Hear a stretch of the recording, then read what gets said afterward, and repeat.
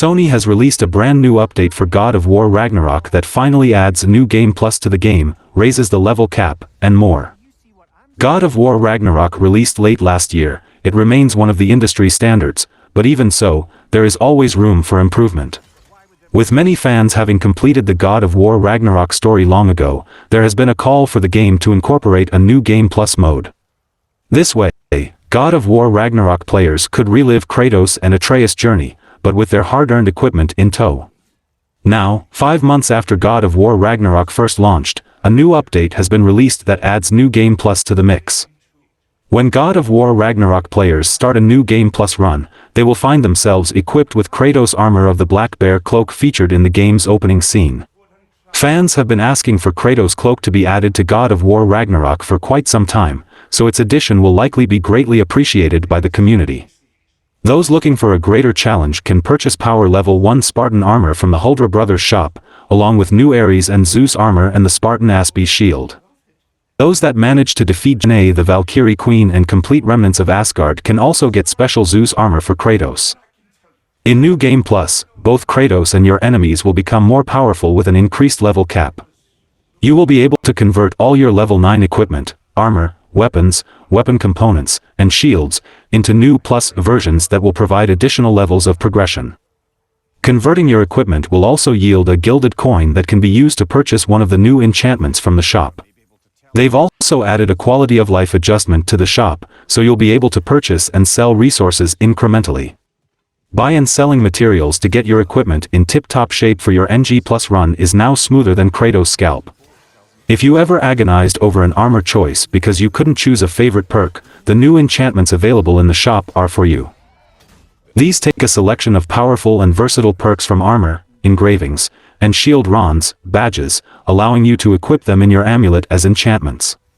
For example, you can purchase the Dragon engraving, which has the dragon-scaled breastplate perk. Dragon's Fury, blocks and parries grant a strength or defense stacking buff. You can equip that in your amulet while wearing a different chest piece like the new cuirass of Ares, allowing you to combine 2 different chest armor perks at once. The most powerful enchantments from the gilded coins will require certain stat thresholds to be met to encourage and reward you for getting clever with your builds. Defeating the Berserker Souls on NG Plus will also reward you with new enchantments to equip. While not as flashy as some of the perk enchantments, these will give you big boosts to select stats so you can lean into whatever build you like best even more. Burdens are a new set of enchantments that will allow you to equip negative perks for a tailor-made challenge. For example, the Burden of Evasion will automatically give Kratos the Frost status effect when he rolls. For those of you seeking to ramp up the difficulty with an exceptionally brutal experience, you can combine burdens with the Spartan armor. They've also added a new UI option called Show Difficulty HUD Visualization, which will display the current difficulty setting on the HUD, as well as how many burdens you have equipped. Feel free to flex a little bit for your friends. Burdens can be purchased at the Huldra Brothers shop with Hacksilver. There are new progression paths like new Skill Mod Plus, Platinum tier labors and additional stat gains. The Sparring Arena in Niflheim in NG Plus will give you a ton of new options to play with. Alongside a selection of new enemies for you to face off against, you will now be able to play as either Kratos or Atreus and choose any of the following companion characters to fight beside you. Atreus, with Kratos, Freya, Brock, Sindri, Angrboda, Ingrid, Thor, and Thrud. If you choose to play on Give Me No Mercy or Give Me God of War difficulties, all bosses and mini-bosses will have runic armor. Strategic runic usage in these fights can make the difference between victory and defeat. In NG+, enemies turning elite can now also happen on Give Me No Mercy in addition to Give Me God of War. Elite enemies will gain an increase in power level, so make sure you keep a special eye on them when you see one transform in combat.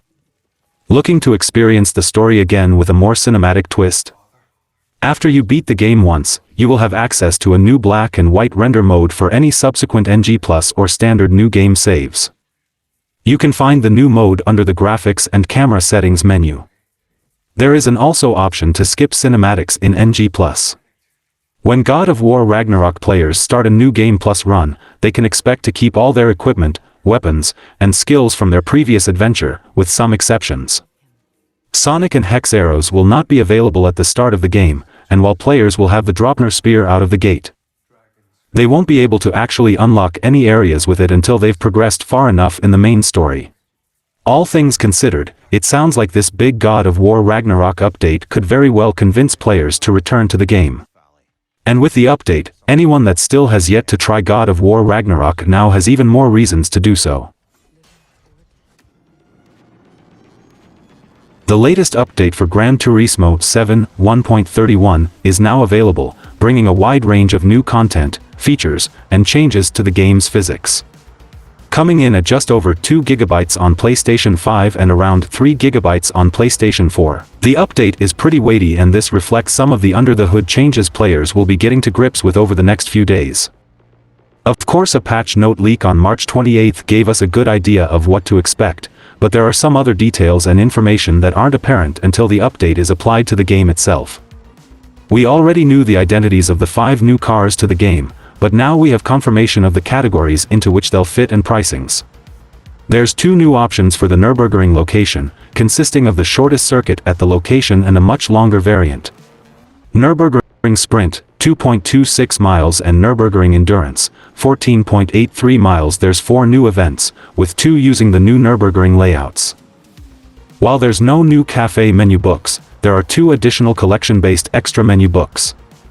Book 18 is a Toyota family car collection, requiring a 2009 Prius, Crown Athlete, and the new Alfred for a 4-star roulette ticket. There's also a Ford GT collection, awarding a 6-star roulette ticket for owning the 2017, 2006, and 1966 versions of the American supercar. Extra Menu Book 18, Toyota Family Car, 4-star roulette, and Extra Menu Book 19, Ford GT, 4-star roulette. One of the key changes in the update is a wide-ranging refresh of the game's physics, including tires, suspension, aerodynamics, and assists.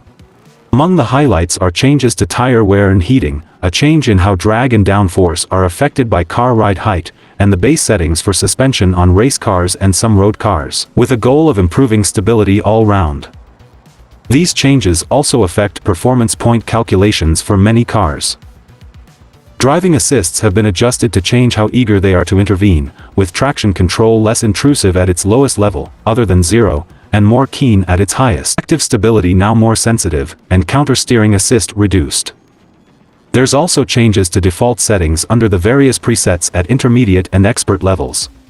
That's had an effect on handling across the board, and as a result the target times for circuit experience, license tests, and many missions have been changed. The leaderboards have been reset as a result, but you won't lose your status or need to repeat any, and there's no new rewards for setting a new time. Players using controllers also have improvements to steering and force feedback. PlayStation 5 owners now have access to a 120 FPS mode, allowing them to benefit from having a 120Hz capable display connected. Variable refresh rate, VRR, is also enabled in this update, again requiring a compatible screen to take advantage. Players with a keyboard connected can now use that to switch cameras in lobby races, including a live replay feature which will come in very handy for those who stream races. Scapes get an update too, with a new Cherry Blossoms curation of 28 locations with the theme of Japan's famous sakura trees. There's an update to the dynamic pricing of the Legends car dealer, in accordance with Haggerty's valuation tool. As new vehicles enter the dealer following this update, they'll have refreshed pricings where applicable. Forspoken story downloadable content, In Tanta We Trust, will launch on May 26, publisher Square Enix and developer Luminous Productions announced. The Forspoken, In Tanta We Trust story downloadable content will serve as a prequel to the main game and takes place 25 years prior the events of Forspoken. Continuing her search for a way to eradicate the break from Athia once and for all. Fry finds herself following a mysterious voice that leads her to a place that somehow transports her to the Purge of the Redig. The legendary battle that devastated Athia and eventually drove the Tantas to madness. Accompanied by Tanta Cinta and a new set of magical abilities, Fry must uncover the answers and save Athia once more and attempt to save herself. In the Forspoken, In Tanta We Trust downloadable content, players will battle alongside Tanta Cinta using Frey's newfound magical ability to unlock new combat strategies and coordinate devastating attack combos against the invading Redig forces. Scale to new heights in unique, vertically designed environments with phrase-honed magic-enhanced parkour skills. EA Sports has been hard at work on its anticipated EA Sports FC and has just unveiled the new logo for its flagship soccer game that will replace its FIFA series. EA had been producing FIFA games for nearly 3 decades, starting with FIFA International Soccer that released in 1993 on the historic Sega Mega Drive and Genesis systems. EA shipped its 30th and final FIFA-branded game in 2022, marking the end of an era with FIFA 23. One of the main attractions in FIFA games in recent years has been the popular FIFA Ultimate Team mode, often referred to simply as FUT. An EA trademark revealed that FUT would retain the familiar acronym by rebranding it to Football Ultimate Team while retaining the core gameplay of allowing players to build their dream teams by purchasing booster packs and trading with other players. The game mode on its own has generated ridiculous amounts of money. In 2021, EA reported that FUT generated $1.62 billion, making up 29% of its entire business. EA Sports has unveiled the new logo for EA Sports FC ahead of release later this year. The new logo is a segmented triangle featuring stylized lettering and is inspired by the active player icon that has appeared above the controlled player's head in FIFA games since time immemorial. "We can't wait to show you the future of football this July," goes the tweet in which this was revealed, but this is not indicative of an early release. EA Sports is going to release an in-depth showcase of its new game according to the official website. While FIFA plans to make a new soccer game carrying its brand without EA, it is likely that fans of the series will be cautious about a FIFA title in the hands of a new developer. However, one interesting possibility could be a partnership with Konami, who has historically developed the Pro Evolution Soccer series that has recently, as of 2021, been rebranded as eFootball. This is, of course, pure speculation, but it will be interesting to see what FIFA does with its iconic brand. In spite of the rebrand, it seems that EA Sports has secured contracts with a number of association football bodies, including the English Premier League, German Bundesliga, and Spanish La Liga, among others. As such, the game will feature some of the world's most popular soccer stars, with the main trade-off apparently being that it will not feature national teams. Developer TT Games was working on several different projects that have since been cancelled, including a LEGO Disney game. The ever-popular LEGO franchise already had several memorable video games to its name before Traveler's Tales released the original LEGO Star Wars in 2005. But the success of this title spawned a series of family-friendly collectathons that brought the brand to new heights in the gaming world. This would culminate in last year's LEGO Star Wars: The Skywalker Saga, which earned praise for evolving the tried-and-true LEGO formula and sold over 3.2 million copies within the first 2 weeks of its release alone. TT Games has released LEGO titles based on other Disney-owned properties as well, including 2 LEGO Indiana Jones games and several LEGO Marvel Superheroes titles. Naturally, some fans have wondered what a TT Games developed LEGO game inspired by the House of Mouse's other major franchises would be like, and it turns out they were very close to getting one. According to a recent report by Nintendo Life, TT Games was working on a LEGO game based on various Disney properties like Jungle Book, Nightmare Before Christmas, Pirates of the Caribbean, Maleficent, Muppets, Frozen, Toy Story, and Winnie the Pooh. Internally referred to as Project Marley, this massive crossover would have had players exploring a large overworld and Diablo-like dungeons to defeat a villainous purple force corrupting the environment. Unfortunately, the project was ultimately scrapped after 4 years of development. Project Marley isn't the only TT Games title to never see the light of day, as the studio was reportedly working on a LEGO Guardians of the Galaxy game featuring characters like Nova and Adam Warlock as well. There was also Project Rainbow Road, a Funko Pop branded shooter themed after Warner Bros. Properties like Rick and Morty and Stranger Things. The project fell through when developer 1010 gained the Funko license last July.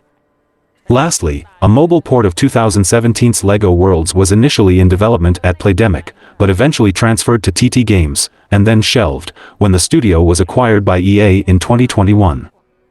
Sources claim that the reason for these many cancellations is that TT Games is pooling resources for a LEGO Star Wars: The Skywalker Saga-like adaptation of the LEGO Harry Potter series, and that the previously announced Mandalorian DLC and a new LEGO Batman sequel might be delayed as well. TT Games has already stirred controversy due to allegations of employee crunch while developing LEGO Star Wars: The Skywalker Saga, and these new revelations could be a further sign of trouble at the LEGO developer. Speaking of LEGO, after a year or so of rumors. 2K Games and the LEGO Group formally announced their multi-game partnership with the goal of combining 2K's high-quality approach to games with LEGO's cultural impact, with the very first title being LEGO 2K Drive. Perhaps the best part for LEGO fans is the wait is incredibly short. LEGO 2K Drive is set to release on May 19 for PC, PlayStation consoles, the Nintendo Switch, and Xbox consoles. Developed by Visual Concepts, LEGO 2K Drive is described as a driving adventure game, as while racing is an important factor in the new game, it's not the only one. Ultimately, the primary goal in LEGO 2K Drive is to defeat the rivals scattered across the biomes and win the coveted Sky Trophy, but along the way, players will be able to complete quests for the various brick denizens of Bricklandia, compete in multiplayer party games like a LEGO equivalent of Simon Says, complete on-the-go events, and much, much more. Furthermore, it wouldn't be a complete LEGO game with diverse and heavy customization. Not only are there reportedly over 1,000 LEGO pieces available in the game, in addition to various color designs, stickers, flares, and more, but the LEGO 2K Drive Garage allows players to create whatever they can imagine. As creative director Brian Silva told Game Rant, you can do water, street, or off-road. You could build a car, you could build a shoe, or you could build a fruit basket. It doesn't matter, you can really build anything you want to build. LEGO is also a family-friendly endeavor, with this carrying over into LEGO 2K Drive's co-op and competitive gameplay options. Players are able to enjoy co-op and competitive multiplayer with family and friends via local, two-person split-screen or online with up to 6 players. Everything revealed so far regarding LEGO 2K Drive certainly seems promising. Of course, as with all games these days, LEGO 2K Drive comes with a few available SKUs. Standard Edition includes the base game and is available for PC, Switch, PS4, and Xbox One for $60. The Standard Edition is available for PS5 and Xbox Series X/S for $70.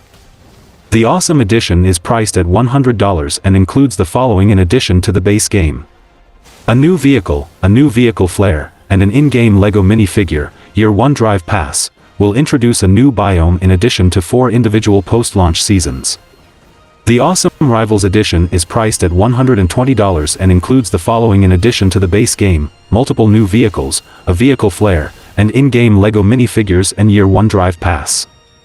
LEGO has created toys and video games based on a plethora of different properties, and it would be a missed opportunity if 2K did not tap those franchises. LEGO 2K Drive has the potential to be the biggest crossover game of all time. While not every property would fit, there are loads of LEGO lines that would feel right at home in this open-world racer. One of the most obvious choices for a LEGO 2K Drive crossover would be the DC and Marvel lines. LEGO has pumped out many different sets featuring some of the world's most iconic heroes, and Traveler's Tales has brought players on numerous original adventures through both IPs. This has led to some of the best superhero games around, and these characters would fit perfectly into an open-world racer.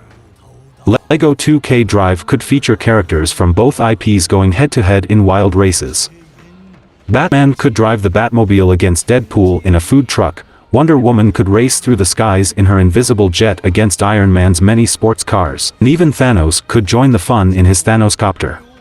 Players will likely build some of these vehicles with LEGO 2K Drive's building mechanics. Those creations would not be complete without iconic heroes behind the wheel.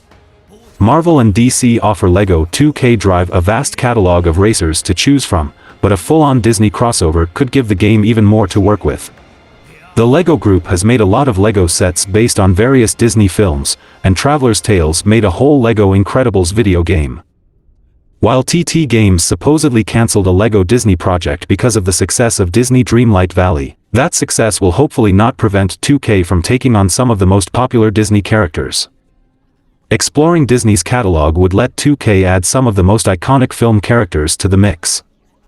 Aladdin could race on a LEGO magic carpet, the Incredibles could cruise through the streets in their Incredible, all the cars from the Cars franchise could be worthy opponents, and the studio could even create unique cars for every Disney princess. There is a ton of potential if Disney allows it, but games like Disney Dreamlight Valley and Disney Speedstorm may prevent it from happening.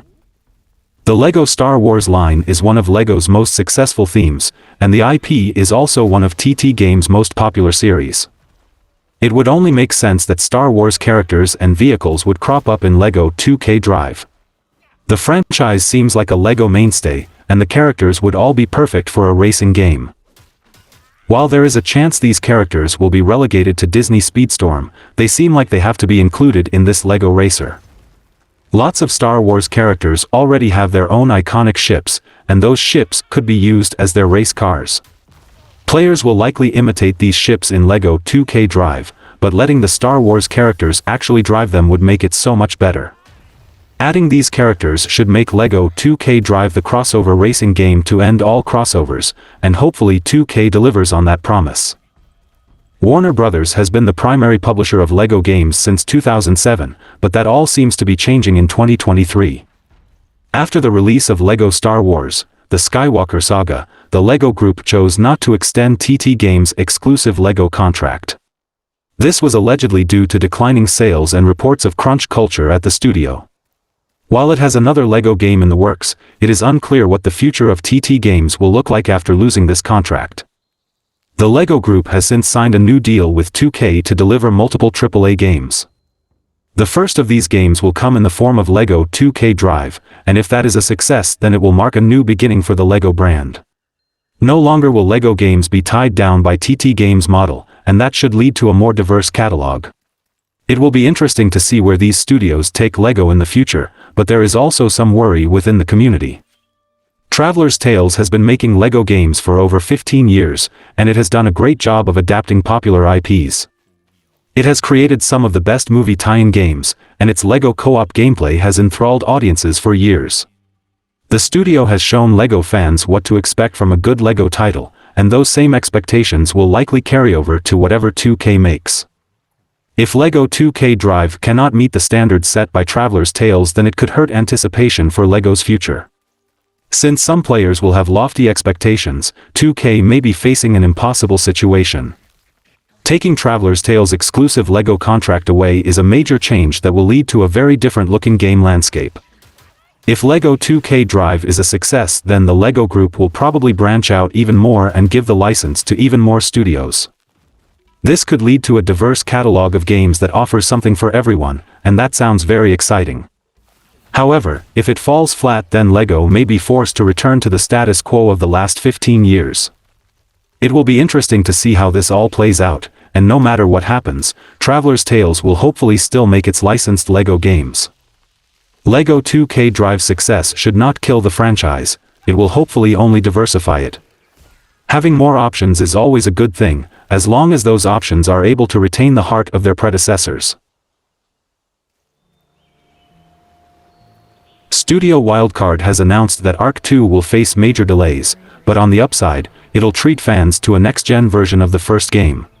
The upgraded Ark Survival Evolved will arrive with new and exciting features this year. Ark Survival Evolved officially released in 2017. The game received mixed reception, yet most still praised Ark Survival Evolved for its engaging setting. However, even in its early access stage, the game enjoyed a high number of sales. Within a month of the early access release, Ark Survival Evolved had sold over 1 million copies, and by August 2016, this number grew to 5.5 million between the PC and Xbox One versions. The unexpected success of sales brought on DLCs and also made Studio Wildcard think about the possibility of expanding on the storyline. Thanks to that, the sequel was announced in 2020 at the Game Awards, starring Vin Diesel. It's being developed together with Grove Street Games and originally was planned to be released in 2023. In a new post on its community forum, Studio Wildcard has told the fans of Ark that, unfortunately, it won't be able to deliver Ark 2 this year and has made the difficult decision to delay it to the end of 2024. The explanation talks about wanting to use Unreal Engine 5 to create a never-before-achieved scope, which means the team had to adjust the speed of the development considerably. This will cause a significant change from the original plans for Ark 2. Studio Wildcard lists elements fans can expect, such as Souls-like combat, primitive-only weaponry, and strict third-person mechanics, and an overall very serious tone. Because these elements might not appeal to the fans of the original game, the studio decided to also give players a next-gen version of Ark Survival Evolved. This new version will be titled Ark Survival Ascended and is expected to release in August 2023. The base game will contain the island, survival of the fittest, and all the DLC maps, which will be added gradually. The new features will include a cross-platform multiplayer option, allowing players to progress through the game no matter which platform they access it with. Cross-platform modding will be made available, which means mods that were created on PC will be delivered directly to end users' consoles from a custom modding backend. All this and more will be sold in different versions to Microsoft and PlayStation users. Those in the first group will be able to buy the Ark Respawn bundle for $50, which will mean ownership of both the original game and the enhanced one on PC or Xbox. While gamers on PlayStation will get Ark as a standalone game for $40. The project seems ambitious all around, but it seems there are plenty of areas which might receive criticism from Ark fans when it comes to different access between platforms. We have an update. The developers behind the Ark franchise have recently backtracked on their decision to offer Ark Survival Ascended as part of the Ark 2 bundle for Xbox. Studio Wildcard decided to give up on these plans after receiving rather negative feedback from the Ark Survival Evolved community. Ark fans have been in an uproar lately, as Studio Wildcard announced that it would shut down the servers of Ark Survival Evolved soon, and that players would need to purchase a new upgrade to keep playing. By getting Ark Survival Ascended, they would be able to play the game in Unreal Engine 5 with several upgraded capabilities, as well as new content. However, this caused a huge backlash, as fans understood that they were being sold the same game twice, and for a hefty price. Studio Wildcard decided to cancel the Ark Respawn bundle after negative feedback from its customer base. According to the company's recent blog post, Ark Survival Ascended would be originally offered to Xbox and PC users as part of a bundle that contained Ark 2. The goal was to offer 2 games for the price of one, but it seems that most fans were displeased as, according to the developers, the customers did not know enough about the currently delayed Ark 2 to buy it just yet. Now the bundle has been ditched, and players can buy Ark Survival Ascended for $60 on all platforms, essentially paying more money for the same game, and without taking Ark 2 home. Players will get DLC in this package but will have to pay more than before. It's not a great deal, but the current Ark servers are set to shut down by August 31st, so current players have no choice but to purchase the game again in case they still want to keep playing. As seen by the delay of Ark Ultimate Survivor on Switch last year, and Ark 2 recently, waiting for the sequel may also take a while, too. So, it seems that the drama surrounding the Ark franchise will keep going on for a while. While Studio Wildcard claims in its updates that it was not trying to mislead players with promises of a free update, the developers' decisions misunderstand their player base at best. Gamers who simply don't want to leave Ark Survival Evolved while they wait to play Ark 2 will lose all official support and access to servers. But they may also keep playing via unofficial player-hosted sessions, at least. Ark Survival Ascended releases on PC, PlayStation 5 and Xbox Series X and S in August 2023. Ark 2 is expected to release at the end of 2024 for PC and Xbox Series X and S. Square Enix has officially announced the release date for the console versions of Final Fantasy Pixel Remaster. While the collection has been out on Steam and mobile devices for over a year, Square Enix announced a few months ago that the collection, which features the first 6 games in the Final Fantasy series, will be ported to PS4 and Switch this spring. Final Fantasy Pixel Remaster was first released in waves starting in the summer of 2021, starting with the first 3 games in the Final Fantasy series. A few months later, Final Fantasy IV and Final Fantasy V were released for the collection, while Final Fantasy VI was not released until February 2022 in order to give gamers the best experience possible. Though console ports of Final Fantasy Pixel Remaster were not announced until over a year after their initial release, Square Enix remained hesitant to offer a definitive release date at first. However, with spring now underway, the long-awaited console ports will be in the hands of gamers soon. Final Fantasy Pixel Remaster for PS4 and Switch will be released on Wednesday, April 19th. In addition to the games receiving ports, Final Fantasy Pixel Remaster will feature a new pixel-style font for players to use. The UI and font were points of criticism against Final Fantasy Pixel Remaster, though modders found workarounds for the Steam version's fonts. Players will also have new options to boost the experience points they gain in battle and turn off random encounters. A bundle containing all 6 games will retail for $75, with individual games priced between $12 and $18 apiece. Pre-orders for Final Fantasy Pixel Remaster are now available on the Nintendo eShop, while the PlayStation Store will take orders at a later date.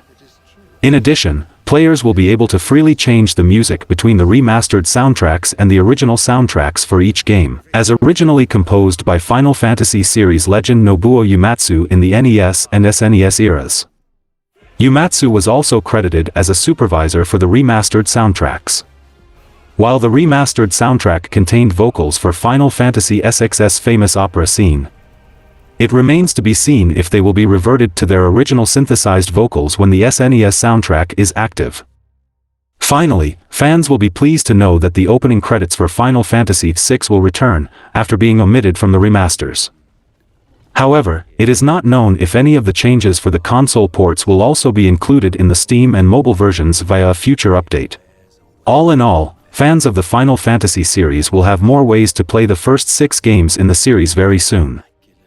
Speaking of Final Fantasy, Square Enix has delisted Final Fantasy IX, but before Final Fantasy fans panic, it's only in a very limited capacity. Specifically, Final Fantasy IX has been removed from the Amazon App Store. All other versions of Final Fantasy IX remain available, and there's no indication that's going to change anytime soon. Even the situation with the Amazon App Store isn't permanent, as Square Enix plans to return Final Fantasy IX to the storefront in time.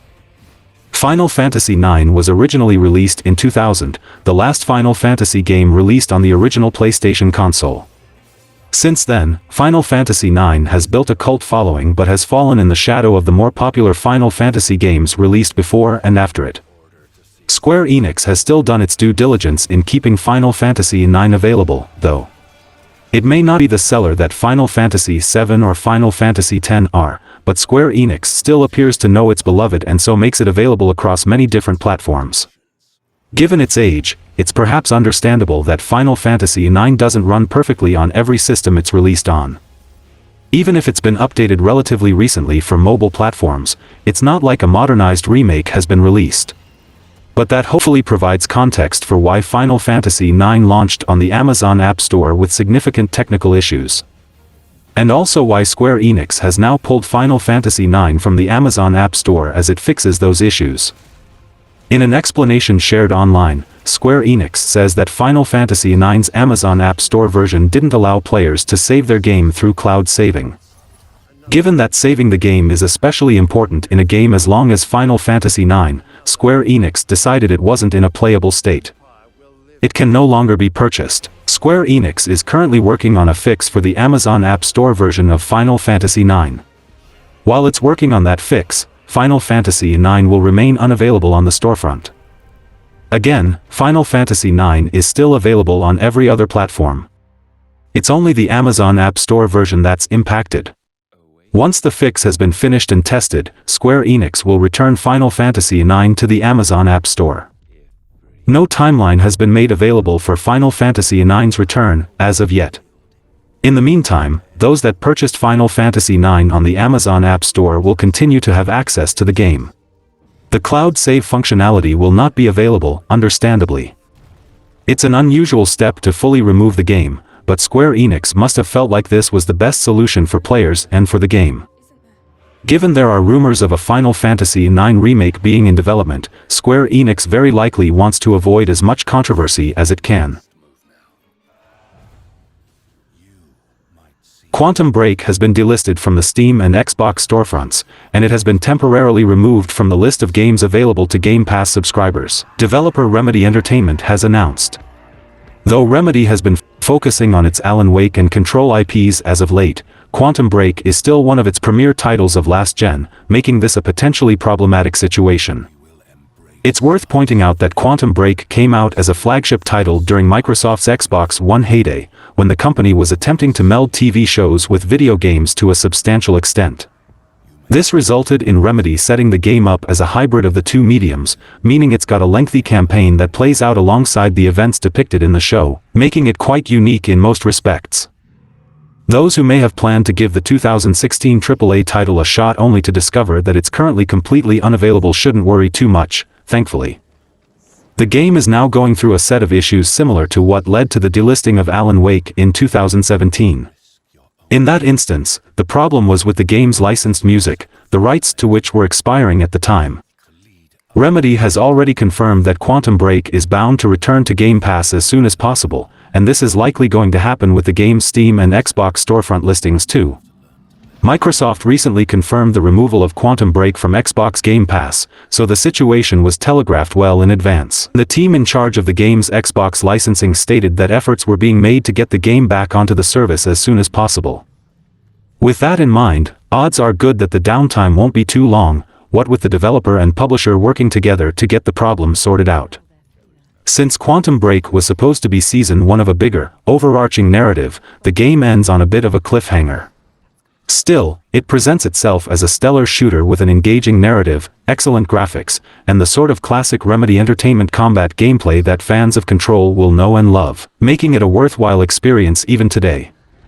However, though a full-fledged sequel to Quantum Break might not be currently on the docket, the future looks bright for the Remedy connected universe. Indeed, the game seems to exist in the same universe as Control and Alan Wake, which means that the adventures of Quantum Break's Jack Joyce may end up being resolved in a wholly different title. Ubisoft appears to be working on a visual and functional rework of the Ubisoft Connect game client, according to leaks. Though it's only been a few years since Ubisoft Connect first launched as a replacement for the aging Uplay application, it seems that the company is looking at ways to modernize and streamline its PC client further, as the beta version apparently takes its cues from the Epic Games Store. Ubisoft Connect came out in 2020 as the company essentially prepared for a complete and comprehensive rebranding of its PC gaming client. Some of its biggest draws at the time were the improvements to update deployment systems and a better reward structure for players, though it did end up inheriting some of Uplay's existing issues, such as its problems with remembering the user's login information. Now, almost 3 years after Ubisoft Connect first came out, the publisher is reportedly gearing up for a comprehensive update to the game client. Respawn first was provided with a slew of screenshots featuring the new and improved Ubisoft Connect 2.0. And it seems that its design language borrows heavily from the Epic Games Store in particular. According to the leaked images, the majority of the UI is dark and sleek, and some of the highlights include a reworked homepage, login screen, and game library pages. The featured version of Ubisoft Connect 2.0 is currently undergoing a beta stress test, and the source claims that it is slowly being rolled out to a small number of users. Meaning that it's not necessarily going to look like an offshoot of the Epic Games Store once it fully launches to a more widespread audience. Since Steam Deck users can easily install the Epic Games Launcher, Ubisoft is hopefully taking this functionality into account too. Since Ubisoft is closing some of its offices at this time, the timing of Ubisoft Connect 2.0's development is somewhat curious. Since the only source of the idea that a new Connect client is being worked on is an out-of-the-blue leak, however, it's likely that this rework has been coming for some time now. And that it's simply trucking along in its development process regardless of what's going on at the company in a broader sense. Indeed, Ubisoft's stock price plummeted early in 2023, sending the company into a frenzy with studio closures and not insignificant layoffs. Assets have also been sold off, and the next 2 years will see Ubisoft go through a comprehensive restructuring, resulting in a depreciation of roughly €500 million of capitalized R&D once everything is said and done. This has been described as natural attrition by studio heads, and it's bound to affect Ubisoft in the long run. Joseph Staton, one of the bigger names within the Halo franchise as well as Halo Infinite, announces their departure from Microsoft entirely, promising to share more information on what's next soon. The development of Halo Infinite was notoriously difficult, resulting in numerous delays and reworks. Microsoft's decision to launch the Halo Infinite multiplayer early in beta and free to play also didn't prove to be a boon for fans. That was feature incomplete and a downgrade from the previous entries. However, that goodwill has eroded over the years as fans remain frustrated by Halo Infinite's slower reward and content cycle. Worse yet, 343 Industries has seen plenty of departures from the studio as well as the Halo Infinite project following the game's launch. Last year alone saw a number of high-profile developers depart the studio, including Halo Infinite multiplayer creative director Tom French, design lead Jerry Hook, and lead developer David Berger. Now, it is confirmed another major leadership piece is not only leaving Halo, but Microsoft entirely. Joseph Staton, a longtime developer on the Halo franchise and current serving head of creative, announced that he is leaving Microsoft entirely through a new tweet. For now, Staton isn't revealing where he's going, promising to share that information soon and ultimately thanking his Xbox colleagues for their support and understanding through this big change. Microsoft also confirmed the news, thanking Staton for all of his contributions to the Halo franchise and Xbox as a whole. In fact, his tweet brought out a great many people from the industry to thank him for his work, including former colleagues on Halo. For the Halo franchise in general, Staton has been a major piece over the years. First starting out as the cinematic director of Halo Combat Evolved and both mainline sequels that followed with Bungie, he eventually moved over to the Destiny franchise, serving as lead writer. Eventually, Staton departed Bungie to rejoin Microsoft as senior creative director and working on games like Recore and Crackdown 3. Eventually, he rejoined Master Chief by taking on the campaign project lead title for Halo Infinite, before later accepting the head of creative role. Staton's departure appears to be the final piece of the restructuring that took place at 343 Industries early in 2023, which saw him leaving the studio entirely to rejoin Xbox Publishing. Since then, Microsoft has seen numerous job cuts and layoffs, with reports indicating that 10,000 jobs were lost in late January, with more coming a few weeks later in February. For now, Halo's future seems to be bleak, and if the Activision deal goes through, 343 could be transitioning into a Call of Duty support studio. According to a recent leak, Sony may be working on some new PlayStation hardware. Information is limited, but the new PlayStation product will likely release before the PlayStation 5 Pro, which is expected to launch relatively soon. Sony launched the PlayStation 5 worldwide on November 12, 2020, 2 days after Microsoft's Xbox Series X and Series S consoles. Despite its short supply due to a global semiconductor shortage, the PS5 saw the most successful launch of any games console. The console sold 33 million units as of February 2023, beating the combined sales of the Xbox Series X and Xbox Series S by around 14 million. Many expect the upcoming PS5 Pro console to launch this year or the next, with a recent report indicating that Sony might have something to show off in the next few months. Game journalist and industry insider Tom Henderson also revealed that Sony is working on a new piece of hardware. He couldn't go into detail but confirmed that the product in question is not the PlayStation 5 Pro and will release before it. Henderson also indicated that the unannounced product will be quite a surprise, saying, "When this new hardware does get announced, it's going to be very interesting to see what the competition thinks of it." However, he couldn't provide any more information other than saying that the new hardware hadn't been reported on by other sources yet. It's hard to guess what this new PlayStation hardware might be, though some speculate it could be the PlayStation Vita 2 or a similar handheld system. Whispers of a new Sony handheld pop up from time to time. The most recent of these rumors comes from a post on the Gaming Leaks and Rumors subreddit and claims that employees from electronics manufacturer Asus are aware of Sony working on a new handheld console. If these rumors are true, it is possible that Sony might be hoping to compete with the Steam Deck and Nintendo Switch. However, one should be careful about putting too much stock into Reddit hearsay. The internet was also recently abuzz with rumors of a possible PlayStation 5 Slim, but those were quickly debunked, and Henderson's statements suggest the new product isn't something people expect. The recent release of the PlayStation VR 2 also seems to rule out anything related to virtual reality, though that's not impossible. Sony may also be working on a new controller or some other peripheral. Sources have revealed a slew of information about Sony's purported new handheld gaming device, codename Q-Lite. Given the recent handheld gaming craze, as kickstarted by Valve's own low-powered Steam Deck gaming PC, it's not overly surprising that the original creator of the legendary PlayStation Portable would jump into the fray. But the situation is a bit more complicated than it might appear at first. Sony's Q-Lite handheld gaming console would get pushed onto the market years after the untimely sunsetting of the company's previous handheld outing, the PlayStation Vita. Whereas the PSP enjoyed essentially universal acclaim and remains a popular choice for legacy gaming, Vita hasn't had the same sort of luck and ended up never truly breaking into the mainstream. As unsurprising as the apparent existence of Q-Lite may be, the surprising bit lies in its niche and functionality. According to Tom Henderson via Insider Gaming, Q Lite will not go toe-to-toe with the Steam Deck and its many competitors. Instead, Q Lite is, apparently, going to be a dedicated PlayStation remote play device, focusing on this particular type of game streaming over the internet. Henderson claims that Q Lite will support up to 1080p streaming at 60 FPS, and would require a constant internet connection in order to function. Henderson also claims that Q Lite is a major new piece of PlayStation gaming kit and that it's going to feature the same sort of design language as a regular PS5 DualSense controller does, albeit with a massive 8-inch LCD touchscreen display as its centerpiece. Q Lite is now allegedly in its quality assurance testing phase, and it's supposed to launch before the previously rumored PS5 Pro, but after the PS5 model with a detachable disk drive.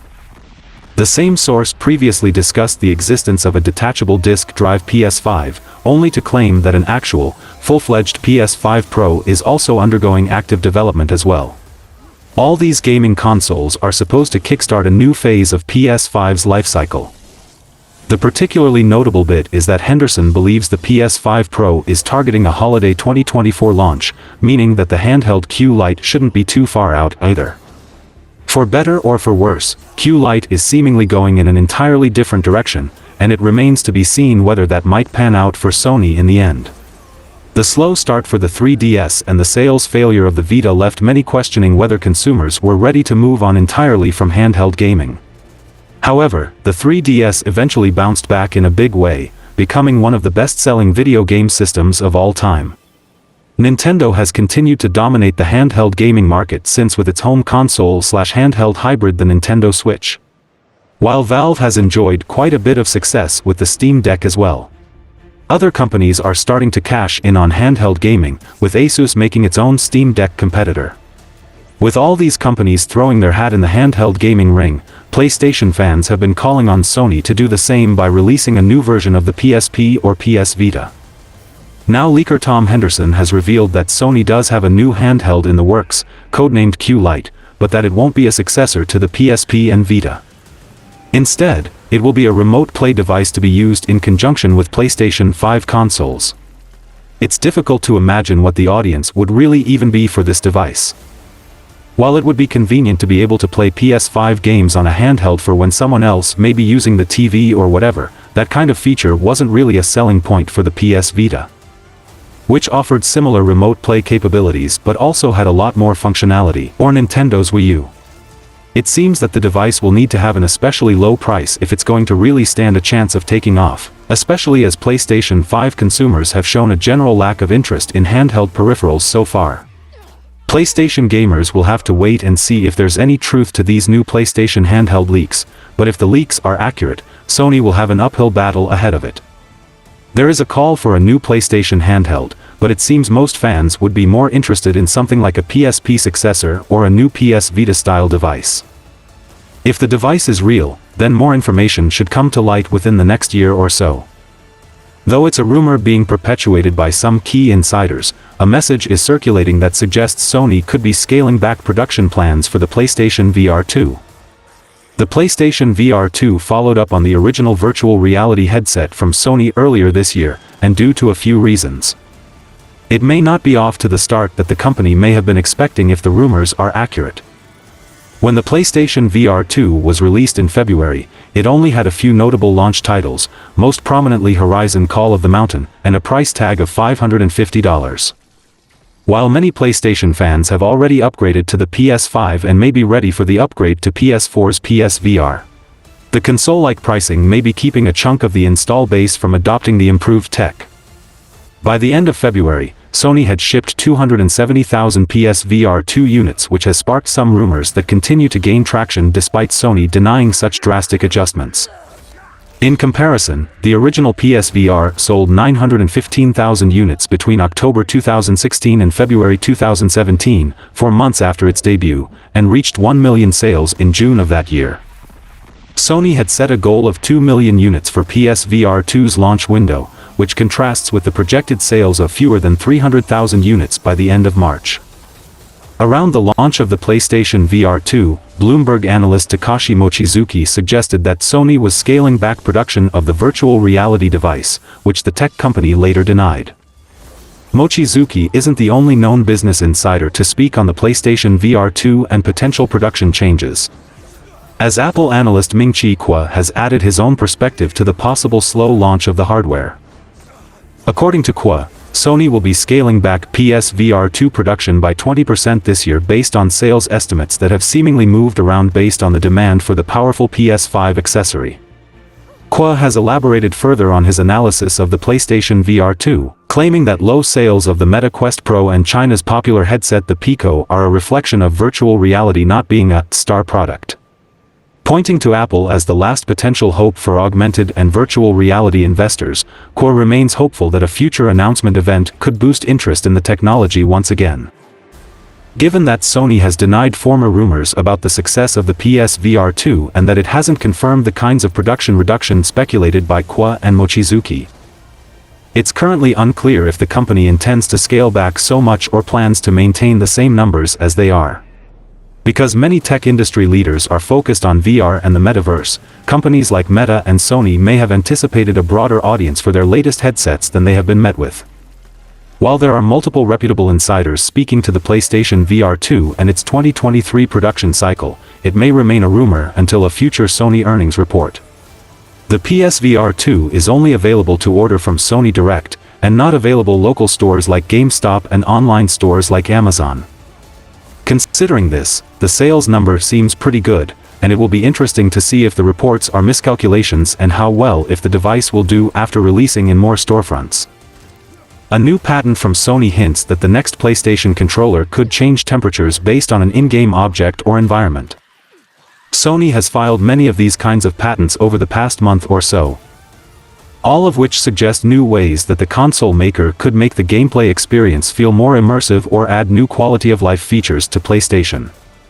These include patents for more intuitive parental controls, a system for preventing underage PlayStation VR users from accessing adult content, and even a virtual dojo to help players improve their skills.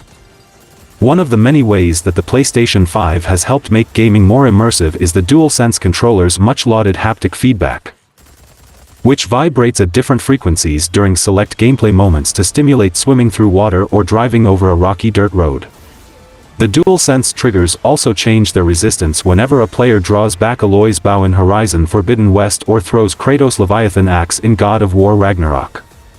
Sony has previously looked at ways to let players personalize their haptic feedback experience and allow smaller indie games to utilize this feature.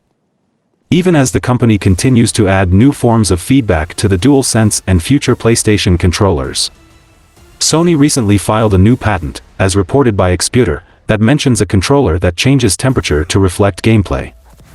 For example, the controller could get warmer when the player picks up a hot object, or get cooler to the touch to simulate an icy environment. This would be done using a deformable elastic sensor or gel-like material that would replace the plastic used in current PS5 DualSense controllers. The new sensor could change its shape by transmitting electronic signals based on the user's touch to better send vibrations throughout the controller. This in turn could lead to better haptic feedback overall, and Sony's patent also mentions the use of AI to recognize the material's deformation. There are still plenty of issues that this new technology would need to address, such as how the new controller changing temperature could drain the wireless controller's battery quicker. However, this new patent could lead to a more immersive gameplay experience for either the PlayStation 5 or the eventual PlayStation 6 by allowing players to better feel the shape and temperature of an in-game object through improved haptic feedback, assuming it makes it past the long development process. A recent patent could soon allow PlayStation Cloud Gaming to support VSync. The possibility of VSync coming to the console would be a big step for Sony and its attempts to improve PlayStation's cloud gaming. With the increasing success of cloud gaming with Nvidia, Sony has been working to increase traffic to its own cloud gaming platform, PlayStation Plus. Recently, Sony has been filing patents in order to further its reach outside of consoles and potentially bring its cloud gaming to web browsers. Sony's vision of increasing traffic to its cloud gaming would require the company to offer gamers the best playing experience possible in order to steer its customers towards PlayStation Now. One recent patent that Sony has applied for could eventually bring an interesting feature to PlayStation Now that will make some gamers' ears perk up. A patent filed by Sony would make it possible for PlayStation Now to support VSync, a feature that prevents screen tearing while playing. The patent specifically mentions in the title of syncing a VSync signal of one device to a VSync signal of another device. A feature like this would allow Sony's version of cloud gaming to have a setting that is generally helpful when it comes to a game's visual presentation. According to the patent, the application goes back to June of last year but just recently became published. Although VSync can be a great feature to include in one's gaming experience, sometimes the setting doesn't work properly and can drop frame rates drastically. However, many gamers will be excited about the possibility of not having to worry about screen tearing when VSync is working as intended. With Sony already competing with Xbox with its PlayStation Plus subscription, this patent demonstrates how serious the company is about competing with cloud gaming as well. Despite Sony and its PlayStation consoles being seemingly more popular than ever, there is always room for improvement and new frontiers to explore. It seems as though cloud gaming could be one of the next big things in gaming. And it only makes sense for the world's top gaming companies to file patents that would help get a leg up on the competition. Only time will tell if VSync will actually be implemented in PlayStation now, but it's exciting to speculate on where Sony will choose to go in the future regarding its products.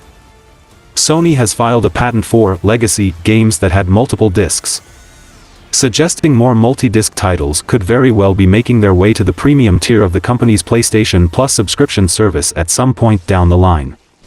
Since last year, Sony has split its PlayStation Plus service into 3 distinct tiers, with the premium tier giving subscribers access to a slew of classic games on top of all the titles included in the essential and extra tiers. PS Plus Premium lets PlayStation 4 and PlayStation 5 gamers access a variety of titles that were originally released for the PS1, PS2, PSP, and PS3 systems. There are many great PS1 games readily available to play through PS Plus Premium, with new titles added to the lineup on a regular basis. Now it seems Sony is trying to open the door to bring even more classic PS1 games to the service.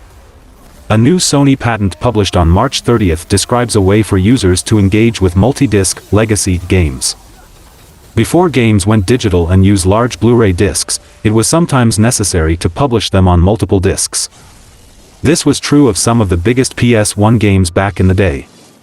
Many of those titles have yet to make their way to PS Plus Premium, but the patent could potentially open the door for them to come to the premium tier. Basically, the patent describes a way to emulate disc swapping in a digital sense. Many multi-disc PS1 games were previously available on PlayStation 3 as PS1 classics, but have yet to make their way to PS Plus Premium. This includes the PS1 versions of classic Final Fantasy titles, though new versions of those games are available on PS Plus, Parasite Eve and its sequel, and the original Resident Evil 2. A big PS1 game that had multiple discs was Metal Gear Solid, and it too has not launched on PS Plus Premium just yet. One multi-disc game is technically available to play on PS Plus Premium in the form of Siphon Filter 2. Siphon Filter 2's missions were split between 2 discs back in the day. When players reach the point where they would normally have to swap discs in the PS Plus Premium version of Siphon Filter 2, they are asked if they'd like to save their game, but there's no mention of swapping discs. There are many multi-disc PS1 games that would be a great fit for the PS Plus Premium service, so hopefully this patent means more are on the way. However, fans should keep their expectations in check for now, as nothing official has been announced by Sony. And that's all for the video guys. Like and share the video for a greater audience. Comment your thoughts on the topics and donations are always appreciated. Subscribe to the channel and click the bell icon, and until then from SMPV, it's goodbye.